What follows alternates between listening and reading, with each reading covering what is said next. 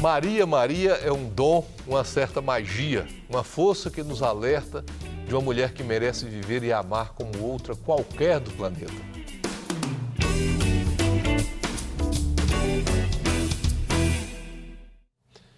Em 1978, Milton Nascimento e Fernando Brant escreveram a música Maria, Maria, relatando a dor e a força da mulher brasileira, sendo um instrumento de despertar de muitas pessoas sobre esse tema. Entretanto, em pleno 2021, ainda vivemos dias de violência contra a mulher, crianças, idosos. E o que podemos fazer para lutar contra essa dor que desumaniza homens e mulheres? O nosso programa conversa com Maria Consentino, hoje juíza aposentada, mas que tem sido voz ativa no despertar para o tema em nossa sociedade. Doutora, muito obrigado por aceitar o nosso convite, estar aqui conosco no Advocacy, falando sobre esse tema que é da maior importância. E me diz uma coisa, me fala aí um pouco da trajetória dessa Maria, né? Que é o nome da senhora Maria Consentino. Eu agradeço imensamente o convite, é uma alegria muito grande estar aqui com vocês. Sobre a minha trajetória, eu fui juíza durante 23 anos e saí apenas um mês atrás, né? Me aposentei. Me aposentei como juíza da Vara de Violência Doméstica e Familiar de Belo Horizonte, do primeiro juizado. E meu aprendizado lá foi muito grande, né? Eu trabalho nas redes sociais com o despertar da humanidade, não só das mulheres, mas da humanidade dos homens também, porque é uma opressão muito grande do patriarcado, né? Essa letra de Milton Nascimento, Maria Maria, mostra que era uma mulher já sofrida, né? Mas isso já é histórico, é cultural, é milenar, né? A dor da mulher, a opressão da mulher. E eu comecei a me despertar ouvindo mulheres na vara, quando eu fui juíza durante anos, vara civil. Aí quando eu me deparo com aquela realidade na vara, processos, dores, eu falava assim no começo, não é possível. Por isso que eu falo despertar, porque de repente eu me deparei com uma realidade que eu não enxergava, que você tem conhecimento dos dados, desde que da Lei Maria da Penha, que é uma Maria também, que sofreu muito, né, que fez a sua dor, a motivação para lutar por todas nós, porque foi um diferencial muito grande essa lei. Então, desde a promulgação dessa lei, realmente houve uma evolução, né? Teve maior visibilidade essa questão da violência doméstica. Naquela época ali da letra do Milton Nascimento, era o sofrimento entre quatro paredes, o Estado não intervia. Mas eu me despertei quando eu comecei a escutar e eu vi pegar processos e vi que era real. Que depois aí o meu despertar foi interno, quando eu vi também que eu, também como mulher, passei por muitas decepções, desgosto, são coisas assim, porque o patriarcado ele é invisível, né? A questão do machismo, ele é muito invisível. Ele é um inimigo muito perigoso porque ele ele é sutil. Então ele está presente em todas as falas. Aí o despertar é quando cai aquela venda dos olhos, você, começa a enxergar e ver, isso é real, nós temos que mudar. E como que a senhora, na vara do juizado, né, de violência contra a mulher, o que mexeu com a senhora especificamente, que a senhora fala que eu vi tanta coisa que a gente não imagina e às vezes acha até que é um caso ou outro, então que é história de filme, né? De enredo de filme, né? Agora, doutor, você falou uma coisa mais assim, impressionante, que não é um caso ou outro, são muitas mulheres. Sim. Então, são muitas que vivem, quando elas fazem uma denúncia, chega lá no sistema de justiça, quando chega no judiciário, que já é a outra ponta, né? Que tem a ponta de entrada, elas já passaram 8 anos dentro de um ciclo da violência. Então, assim, no Brasil, é assustadora. São muitas mulheres mesmo, muito mais do que a gente possa imaginar. Eu sempre falo que isso não é uma mentira que estão contando. É mais real do que possa imaginar. Recentemente eu vi um filme e ele conta a história de uma mulher que saiu de casa na cidade americana e ela foi acolhida por estrangeiros no inverno em Nova York. O marido, um policial muito bem respeitado na cidade onde ela mora, a 1 hora de Nova York, e ela não conseguia convencer ninguém que uma mulher de um marido policial exemplar, condecorado, ela tinha uma vida tranquila do ponto de vista material, social, etc. E ela com 2 filhos. E ela tentando o tempo todo proteger os filhos para que não vissem o sofrimento dela e que ela não tinha nem onde morar em Nova York. Tem isso, assim, isso chega lá, por exemplo, todo mundo olha para a mulher e ela não tem, e ela está sofrendo muita violência. Olha, primeiro ponto, né, que a violência doméstica ela é democrática. Que é quase inacreditável, né? Assim, você olha, não acredita. É democrática, então ela acontece em todas as classes sociais. Sim. E outro ponto, ela é um mal mundial. Né? Tem dados da ONU, relatório recente, que mulheres morrem, 58% das mulheres que morrem no mundo morrem dentro de um relacionamento. Então, assim, não é um problema, apesar do Brasil ter altos índices, o 5º lugar, mas, assim, Inglaterra, Estados Unidos, todos os lugares, mulheres, a violência doméstica é o pior crime que existe, por causa dessa questão da naturalização. Então, assim, as pessoas acham que é uma briga, que não é uma coisa tão séria. Não, nós tivemos uma briga e ela está dentro de um ciclo da violência. E no caso dessas mulheres de altas camadas, assim, ou então de média para cima, por exemplo, ele é um policial, elas vivem muitas mulheres vivem dentro de um padrão melhor, médio para cima, dentro da gaiola de ouro, que é a síndrome da gaiola de ouro. Porque tem muita vergonha para reconhecer, então, assim, tem vários assim, sentimentos. Então, provavelmente, ela viveu durante muito tempo dentro de relacionamento, não falava nada, vive para um status de aparência. Aí, quando fala, o homem também é bem visto, bem quisto na sociedade, que isso não significa nada. Chegar numa vara de violência doméstica como advogado, falar, ele tem bons antecedentes, cumpridor dos deveres, isso não significa nada quando é crime de gênero, sabe? Então, assim, isso que a gente tem que trazer essa educação, tirar essa naturalização da briga, achar que é uma briguinha. Não, ele é bom. Ele não é um marginal, não viu a margem da lei, é um policial. Ele não é um bandido, ele é um homem bom. Só que, assim, é fortemente marcado pelo patriarcado, pelo machismo, que faz com que ele pense que ele tem superioridade sobre a mulher. É isso que faz as mulheres sofrerem dentro do relacionamento. E elas também serem criadas sendo sempre com pensamento e sentimento de diminuição, de inferioridade, serem subjugadas, porque isso está no DNA, sabe? Por isso, esse foi o meu despertar. Agora, tem uma questão assim de... A violência tem violência, homem comete, mulher comete, lógico, a mulher ela é mais vítima pela situação cultural. Sim. E até pela questão física também, né? A mulher não vai enfrentar um homem brigando fisicamente, ela não... Mas duas perguntas assim que são interessantes, assim. Qual o momento que a mulher, como a senhora falou, que despertou lá na vara, isso aqui é um absurdo. Qual o momento que se dá? Porque muitas vezes a mulher, se ela é de uma classe mais popular, ela não vai até porque ela não acha recursos, quem que apoia, e ela pode não conformar, mas às vezes ela não tem consciência de que aquilo é uma violência.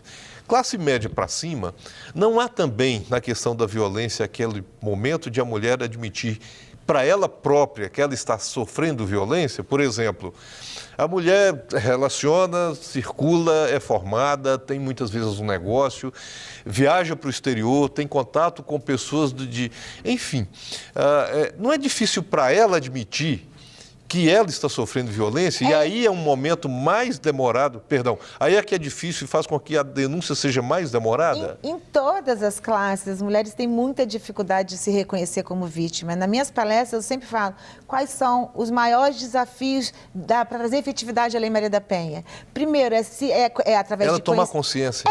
Reconhecer-se vítima está dentro de um relacionamento abusivo. Por que tem dificuldade? Também foi outra coisa que eu despertei. Porque nós somos criadas a narrativas assim, do príncipe encantado, do homem da sua vida, o final feliz. Isso está em filmes, está em cinema.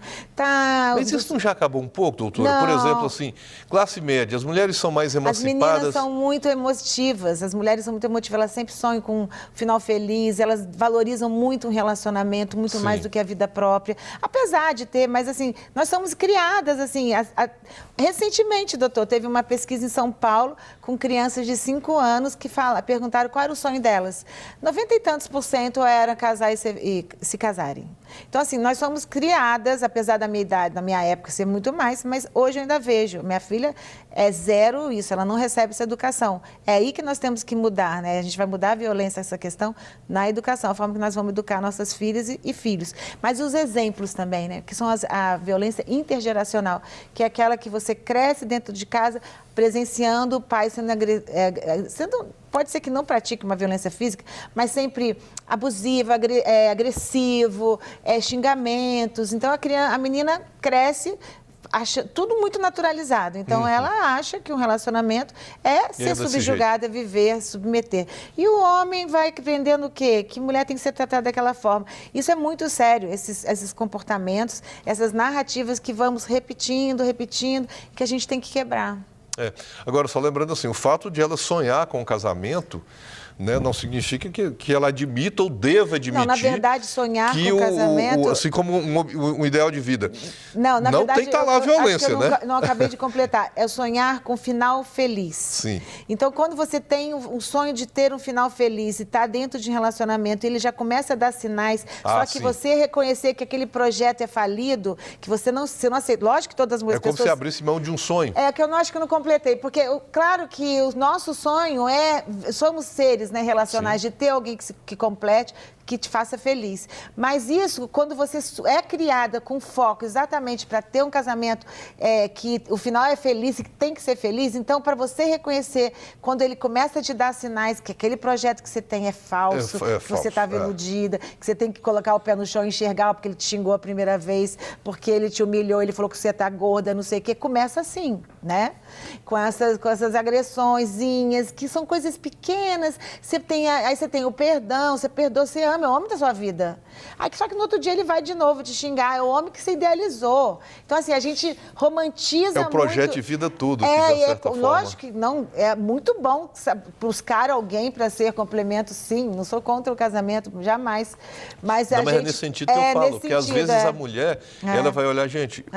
Eu tô tendo que admitir que eu tenho que abrir mão do meu projeto de vida e às vezes tem que admitir que vai ter que abrir mão. Isso que eu percebo, sabe? Que quando você está ali, então assim, tem várias situações assim, emocionais que fazem com que ela demore a ver que realmente ali já deu um sinal. Por isso, quando eu falo, mulheres despertas não são cúmplices de nenhuma opressão. Por quê? Porque quando a Simone de Beauvoir, uma filósofa, né, acho que vocês conhecem, já ouviram falar, ela tem uma frase que me tocou muito. O opressor não seria tão forte se não encontrasse força entre os oprimidos. É o seguinte, os oprimidos, as mulheres no caso, elas de uma certa forma, inconscientemente, porque nós nos tornamos mulheres dentro da sociedade, a gente acaba sendo cúmplice, a gente aceita. E quando você desperta, aí nos comportamentos iniciais de um relacionamento, não vai chegar nesse ponto, né, doutor, de perder a vida, de entrar num ciclo e não conseguir sair. Consegue ver rapidamente ali no começo, olha, postura assim, e mesmo que não termine, mas ensina. Se coloca para o homem e fala, eu não sou tratada assim, eu não aceito, eu sou uma mulher desperta. Eu quero perguntar para a senhora assim, o que a gente pode conversar em termos do comportamento da mulher. E estamos de volta com o nosso Advocacy, conversando com Maria Consentin. Ela é juíza aposentada, mas continua sendo uma voz ativa no combate à violência contra a mulher no Brasil. E não deixe de assistir aos nossos outros advocacies que tratam também desse tema. Então é só acessar o youtube.com/TV Rede Super. Doutora, 1 ano e meio de pandemia praticamente, né? Um pouco mais, um pouco menos aí, ou seja, tudo indica que 2021 ainda vai um pouco recluso todo mundo. A sua experiência de juíza, de ouvir, as mulheres demoram para falar, como que a senhora está vendo essa situação da pandemia? Nesse período nós conversamos aqui também no programa com outras pessoas sobre essa situação. Qual que é a expectativa da senhora? Isso aumentou, está grave? Como que a senhora acha que isso vai aparecer agora? No ano passado, quando começou, foi até que me levou a ser ativa nas redes sociais, porque as subnotificações ficaram bem claras. O que é subnotificação? Caiu? Caiu o número de medidas protetivas. Na época... Desculpa, só para a gente esclarecer agora para o pessoal, normalizou, o que é a subnotificação? A subnotificação é que o número de processos de medidas protetivas caiu drasticamente, assim, no primeiro mês. Então, nós já ficamos assustados. Foi quando realmente o Estado fez o MG Mulher... É um aplicativo de denúncia da mulher. Você acha que... Eu esqueci o nome, MG Mulher, né? Acho que é MG Mulher. Aí tem... Outras formas. O superintendente da ONU, né, foi para a TV falando que as mulheres estavam correndo risco, que eram para providenciar canais facilitados para denúncia. Aí depois veio a campanha do sinal vermelho, do CNJ, agora está se tornando lei. Então, assim, no começo foi drástico, aumentou no passado 20% o número de feminicídio e as subnotificações aumentaram, né? Quer dizer, os processos... Ou seja, menos denúncia, por exemplo, e aumentou o número de homicídios, feminicídio. Agora teve o último fórum, né, do Fórum Nacional de Segurança Pública, ele fez mais uma pesquisa recente. E o aumento de feminicídio foi comparando com o ano anterior? Do ano anterior. Ou seja, parece uma contradição. Do ano passado. É engraçado, como que não tem subnotificação? É porque, na verdade, elas não estavam pedindo medida protetiva, elas não estavam conseguindo chegar na delegacia, né? No ano passado realmente foi muito assustador, assim que começou a pandemia, né? As pessoas não podiam, lockdown, não poderiam andar na rua e também... Hoje já está bem normalizado, quando eu aposentei, mês passado, o número de medidas protetivas já estava normalizado. Só que aumentou, foi o número de mulheres que sofrem violência no último fórum, está na internet, 1 em cada 4 mulheres sofreu algum tipo de agressão na pandemia. Então, a gente observa, no Brasil, então, a gente observa que está muito próximo da gente, né? Então, uma menina a partir de 16 anos para cima, 1 em cada 4 sofreu violência. Pelas notificações? Não, pelas denúncias feitas pelos 180 e pelos pedidos de medida, canais de denúncia. Então, essa média. Mas esse número é muito alto. Então eu sempre falei, meu Deus, então realmente está mais próxima a violência agora de todos nós do que antes. Porque 1 em cada 4 mulheres.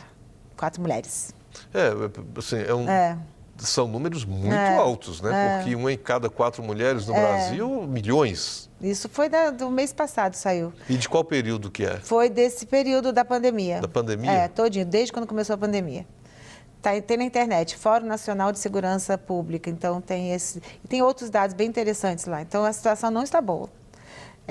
Realmente os gatilhos, né, da violência, que são uso de bebida alcoólica, desemprego, ansiedade, depressão, isso tudo está ali. E muito tempo em casa e a mulher sem também condições de sair para fazer alguma denúncia, né?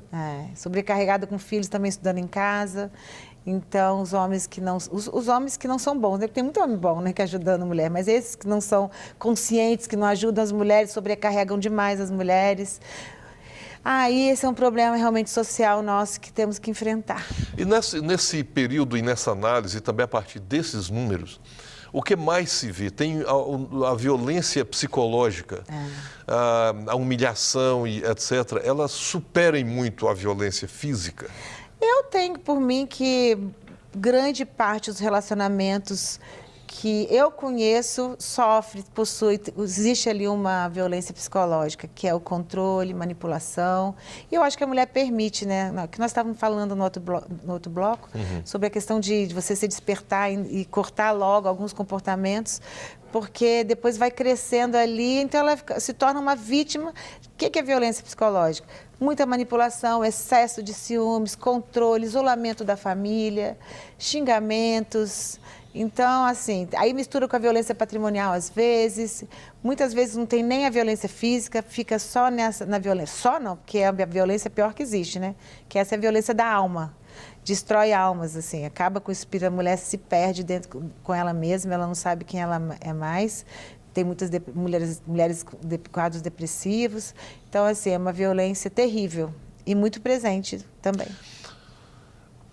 A violência física, pela experiência da senhora, ela é um desdobramento da psicológica? Em geral, a violência psicológica, ela antecede ou não necessariamente? O que antecede, em geral, é sempre uma ofensa, um xingamento, uma violência. Está na área moral, tapinha, digamos, porque ainda. Às vezes, é o que eu falei, pode ser que seja uma vida inteira de violência física e não chegue a violência psicológica não chegue a uma física. Isso. E pode ser também que no começo do relacionamento, por exemplo, ele dá um tapinha brincando.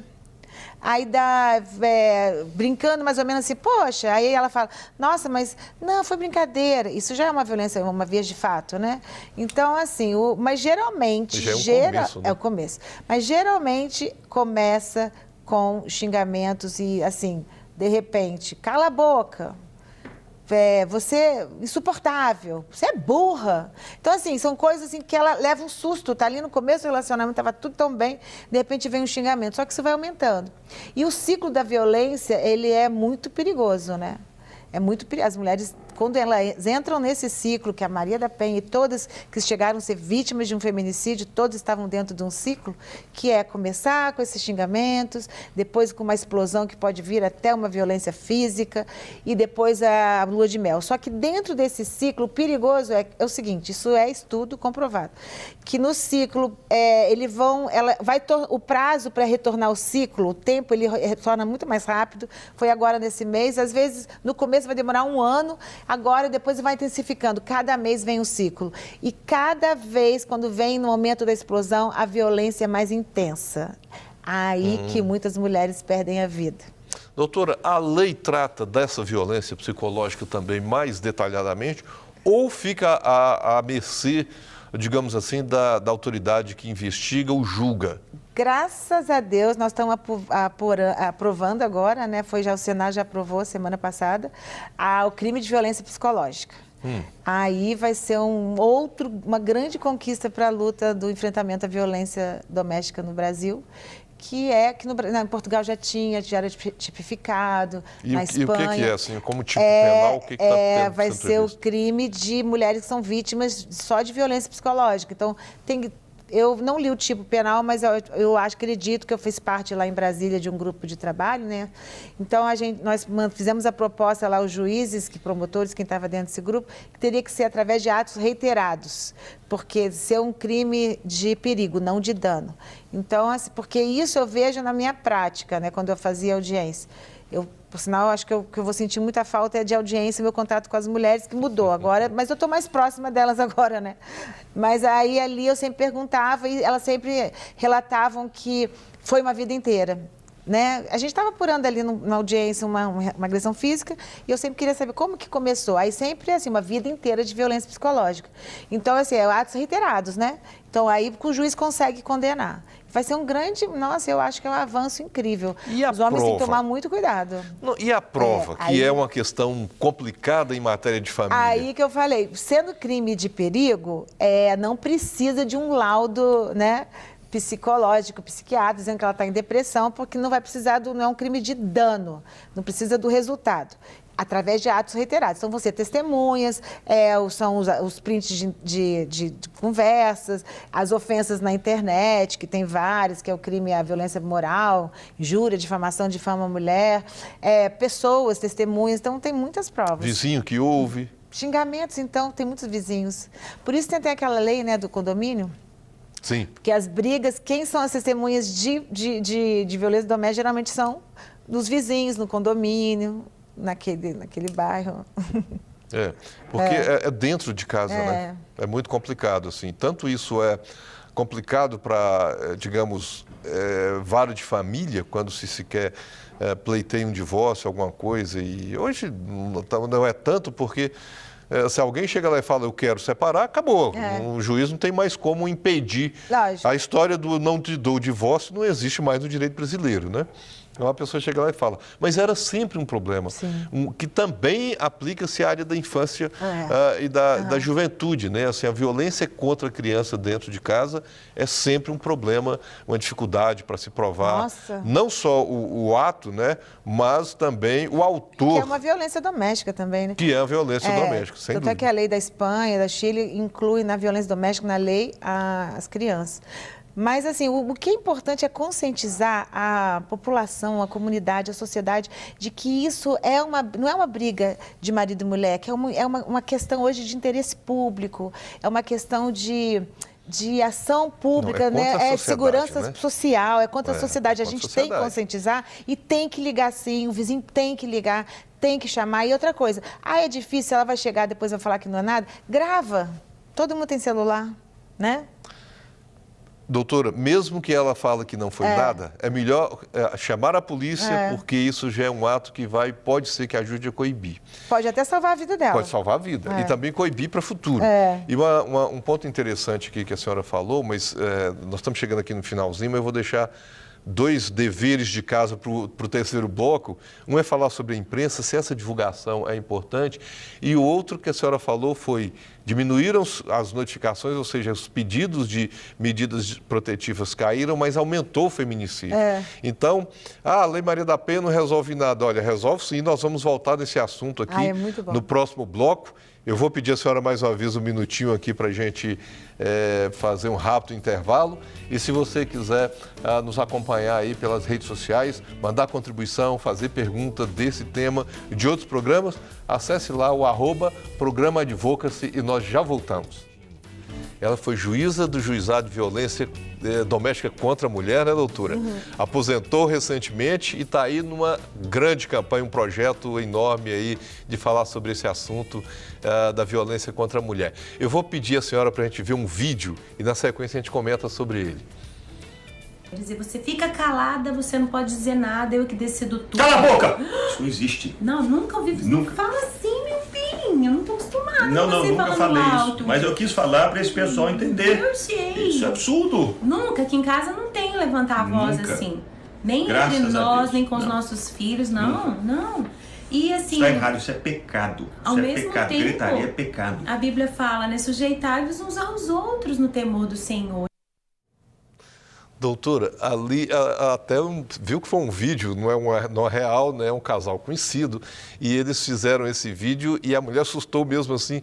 Qual o momento que a mulher pode falar, está começando? Porque ela estava ali comentando, daqui a pouco o marido falou mais forte, ela levou um susto. Qual o momento que a mulher tem que falar assim, startou, começou aqui? Na primeira voz alta, primeira ofensa, primeiro xingamento. O primeiro, cala a boca. Primeiro cala a boca, idiota, burra, gorda, são geralmente assim essas ofensas, né? Eu te falei, você não entendi nada, assim, começar a ir falando alto, né, com voz alta, tom de voz alta, presta atenção, porque de todas que chegaram na minha vara e que eu perguntava para elas como que começou, elas estavam ali apurando, a gente estava ali apurando uma violência física e ela já era vítima de várias violências. No começo era só xingamentos, e os xingamentos um dia, depois o outro, e depois vai intensificando, tá? Então, assim, a mulher que tem que colocar ali um limite. Nós temos que educar os homens também desse patriarcado. As mulheres e os homens têm que ser educados, né? Nós fomos treinadas dentro desse sistema patriarcal, né, que oprime mulheres, que a gente tudo muito naturalizado, e só que temos que despertar. E quem vai, por exemplo, os homens, eles também são oprimidos pelo patriarcado. No Brasil, a cada 10 suicídios, 7 são praticados por homens, porque são várias narrativas, vários estereótipos que recaem sobre ele. O homem cobra do que é cobrado dele. Ser macho, seu fortão, o homem não chora, então isso vai dando uma opressão. O provedor, muda, né? Obrigado a sustentar o peso de todo nas costas.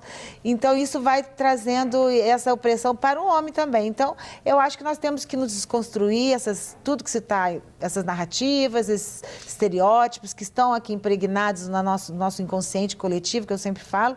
E a mulher, quando ele como eu sempre falo, né, o mimado do patriarcado, porque, de uma certa forma, é o que tem mais... um pouquinho mais de vantagens dentro desse sistema, né, que é o homem. Não é mar de rosas, mas são mais beneficiados. Então, se tornam muitas vezes mimados pela forma que a mãe cria em casa. A vida da mulher, doutor, isso são pesquisas no mundo inteiro.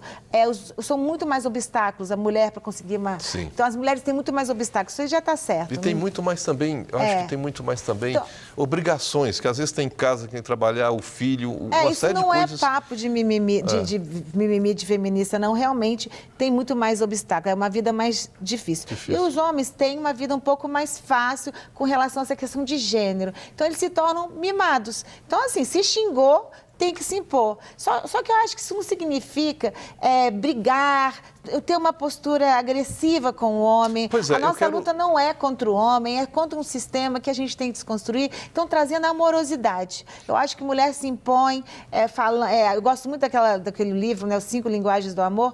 A linguagem do silêncio, muitas vezes, é muito... Eu quero perguntar para a senhora, nessa linha, por exemplo, nesse vídeo, qual que é a atitude da mulher? Que, por exemplo, se a gente for falar, tem a questão do patriarcado, é uma questão mais conceitual e não está à mão da mulher naquele momento.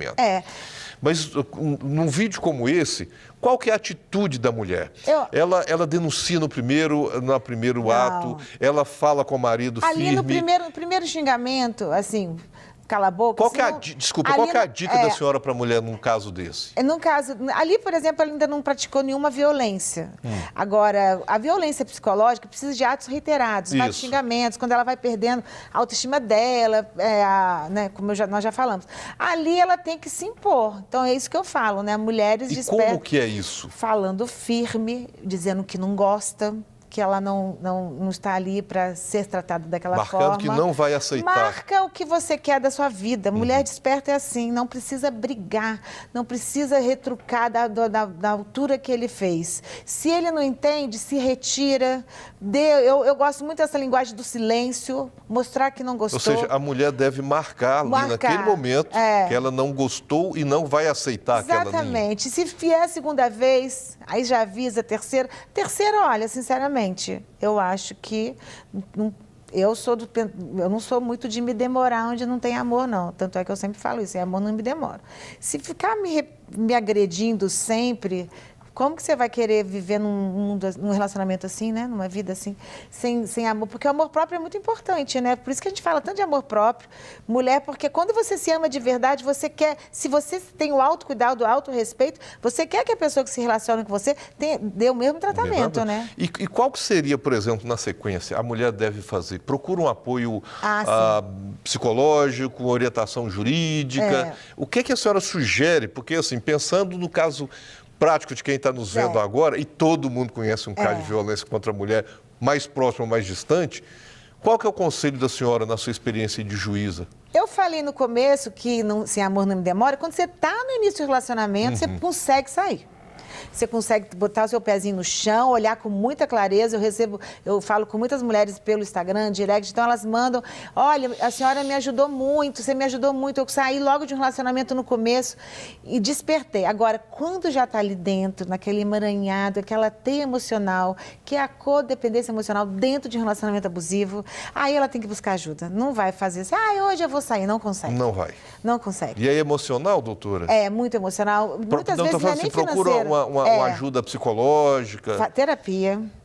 Procura pessoas para conversar, para se abrir, porque existe muita questão da vergonha de reconhecer, porque para a sociedade ela é um casal bem, feliz, e ninguém acredita que ali dentro ela está sofrendo, entre quatro paredes. Então procura pessoas de confiança, acho que é muito bom terapia, muito bom. Autoconhecimento. Começar a se informar o que é violência, tem Instagram, redes sociais, hoje tem muita informação, YouTube, e procura se fortalecer, só através de autoconhecimento. E num dado momento tem que tomar uma medida mesmo Aí quando ela se fortalecer, porque quando ela toma a medida, ela não está fortalecida, depois ela volta. Sim. Ela tem que estar firme. Aí ela, não, eu já descobri que eu sou vítima, que eu não quero mais isso para mim, eu não preciso. E agora a questão da dependência financeira também é muito séria, né? Que elas se deparam, sabe, mas elas não têm força para sair porque tem essa dependência financeira. Se tiver filho, então, mais complicado Nossa, ainda, é muito né? complicado. Precisa de muita ajuda. Advogado poder orientar, olha, a gente vai tentar vamos conseguir uma pensão, ele tem direito a isso. Procure todas as pessoas, profissionais que podem estar ajudando, que sozinha não consegue sair. Nós estamos aqui caminhando para o finalzinho do nosso programa, assim, aí vai ficando coisas para falar, né? Mas, rapidamente, eu queria que nós não deixássemos de falar de uma coisa, que tem a ver com o que a senhora falou no primeiro bloco. Já estamos bem no finalzinho aqui. A senhora falou que houve subnotificação, mas aumentou o feminicídio. Se não há notificação de todos os casos, cai também os pedidos de medida de proteção. Então tem uma correlação, caiu medida protetiva e aumentou o feminicídio, ou seja, a medida, por mais que ouça falar às vezes na televisão, olha, tinha vários boletins de ocorrência, mas ele é eficiente, ele é importante. Olha, doutor, medida protetiva salva vidas. E outra coisa que eu vou dizer, a sociedade tem muita boa vontade com tudo tem muito desprezo com tudo que se refere à mulher. Então há muito desprezo quando se fala em Lei Maria da Penha, porque o patriarcado tem interesse nisso. de desmoralizar, enfraquecer. Então, depois a gente pode falar isso numa outra, nós estamos com tempo curto.